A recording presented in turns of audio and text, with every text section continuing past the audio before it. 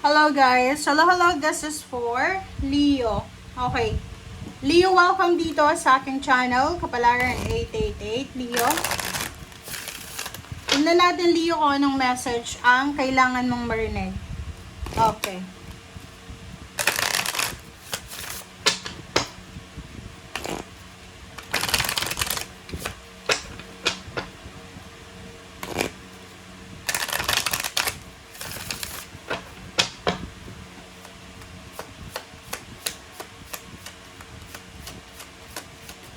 Oops, sorry.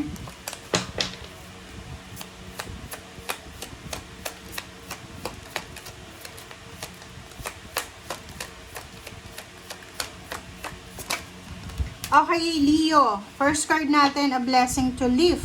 Sadness. Bakit ka ba malungkot? Okay, may nakikita ko ditong Leo na medyo malungkot kayo. Pasensya na guys sa aking kamay ha. Masugatan kasi ako ng baraha. Okay. So, yun. First card natin dito, Leo, is a blessing to lift sadness. Number 3. Nakakaramdam ka ng sadness. Babae ka ba or lalaki? Kung babae ka, nasa above 50 years old.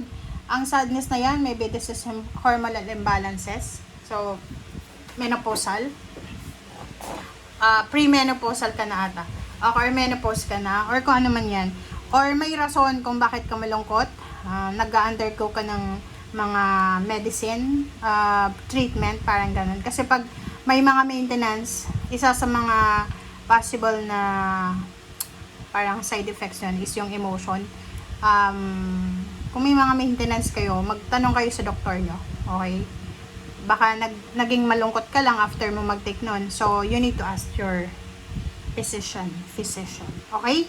A blessing to lift sadness. So, this week may blessing ka na matatanggap na pwedeng maging rason para mawala yung kalungkutan, maging masaya ka, maging kontento ka, ma-relax ka, parang ganun. Ito yung message sa'yo ng first card.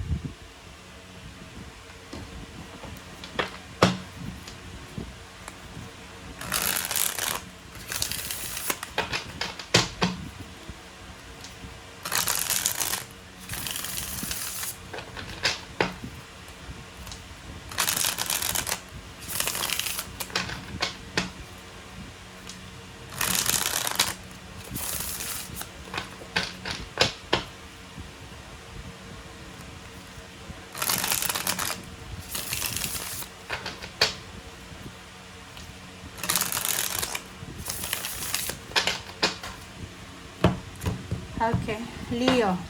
Parang malungkot ka nga. Kasi nung binunot ko yung baraha mo, until now, balasa ako ng balasa. Malungkot din ako sa'yo. Okay, Tower and Hierophant. Ayun, talagang malungkot ka. Now, reach out ang kailangan mo. Mag-reach out ka nga sa mga kapamilya mo, kaibigan, or kung sino man. Nasa Tower moment ka eh.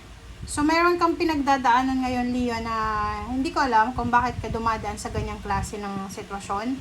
Emotion to, psychological emotion or physical health problems. Financial ba?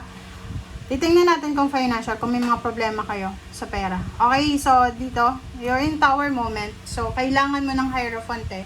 Kailangan mo ng kausap siguro. Kailangan mo ng kadamay. Medyo emotional ka. Okay, emotional ka. Kailangan mo ng katulong. Kailangan mo ng mapagsabihan. Okay, next is High Priestess and the Lovers. So, yun. Ang nakikita ko sa'yo dito, love life. Siguro nasa long distance relationship ka ba? Kasi kung nasa long distance relationship ka, Leo, pwedeng yun yung rason kung bakit ka malungkot. May fear ka about sa relationship mo, or nag-overthink ka ba about sa relationship. Ang sinasabi ng baraha, kung nasa long distance relationship ka, dapat meron kang oras everyday sa karelasyon mo para makausap siya, ganito. And the High Priestess is here. Meron kang konting worries, regrets and worries about sa relationship. Okay, King of Pentacles and Ten of Pentacles. So, nakikita ko sa'yo dito, yon, because of money eh, 'di ba? Tingnan mo to. Sinasabi ng baraha, pwedeng nasa long distance relationship yung iba. Okay, kung nasa long distance relationship ka, nagtatrabaho ka ba sa ibang bansa or sa ibang lugar, or yung person mo, like asawa, kalibin? Kasi yun yung rason kung bakit nalulungkot ka.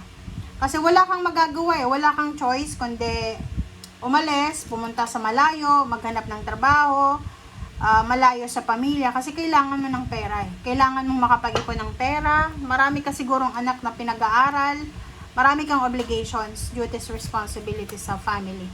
Death card. Diba? Parang ang sinasabi ng baraha, gusto mo na bang mag-stay lang sa isang lugar, parang ganon. Gusto mo nang tapusin yung mga obligations mo, yung duties and responsibilities.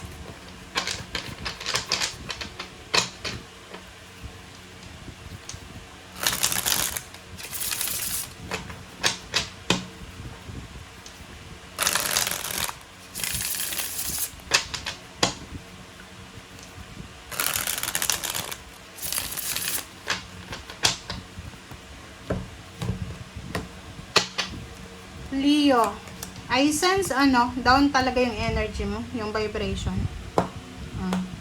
Sabi ng baraha dito, this is the Wheel of Fortune and the combination ng Death card.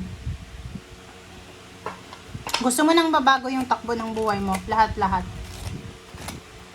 Nakikita ko dito, physical, magsimula sa physical body.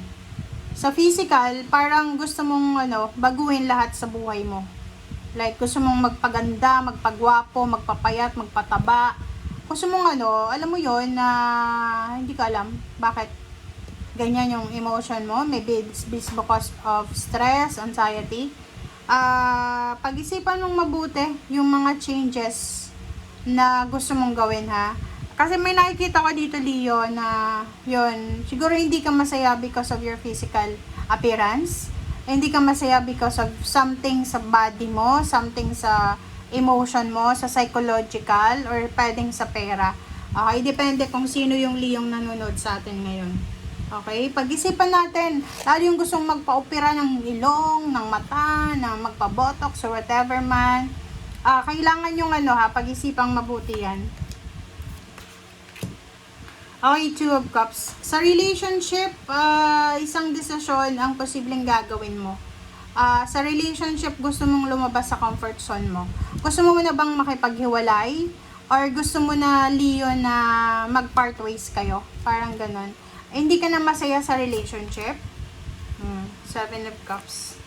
Sabi ng baraha sa'yo dito, you have choice. 77, you have choices and options. Walang pumipilit sa'yo, sabihin na natin, kahit na stable, anong tawag dito, committed, nasa committed relationship ka, kung hindi ka masaya, walang pumipigil sa'yo, kasi sa panahon ngayon, guys, ang pinaka-importante natin sa ngayon is yung ating mental health. Diba? Like sa trabaho, sobrang drain ka na sa trabaho, wala kang magawa, may choice ka, pwede kang magpahinga, pwede kang mag-sabbatical muna, pause muna, ganyan-ganito. Diba? Protectionan mo yung sarili mo. Kung halimbawa lang na yung problema natin is yung emotion natin, protect your emotion. Problema mo pera, protect your money. Problema mo yung career mo, protectionan mo yung career mo. Ganun lang. Yun yung sinasabi ng bra. Huwag mong i-complicate. Liyo yung bagay-bagay sa buhay mo. Diba? Marami kang expectation about sa pera. Gusto mong yumaman, gusto mong magpalaki ng bahay, bumili ng bahay, sasakyan, magkaroon ng negosyo. Ang nakikita ko sa'yo dito, sawang-sawa ka na sa pagtatrabaho. Parang sawang-sawa ka na parang gusto mo ng pagbabago, na change eh. Like halimbawa, nasa opisina ka for almost 30 years. Ngayon gusto mo nang magnegosyo.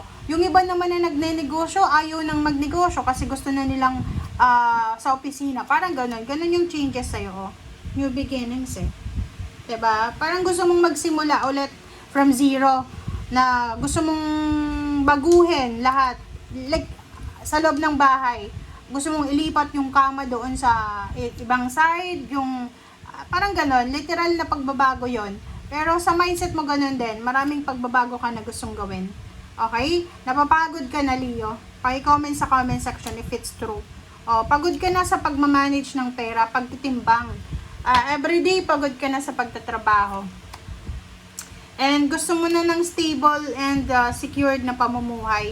Parang, yung routine mo sa ngayon, pagod ka na. Yung routine mo ay, boring ka na sa routine mo. Sawang-sawa ka na sa routine mo. So, gusto mong baguhin.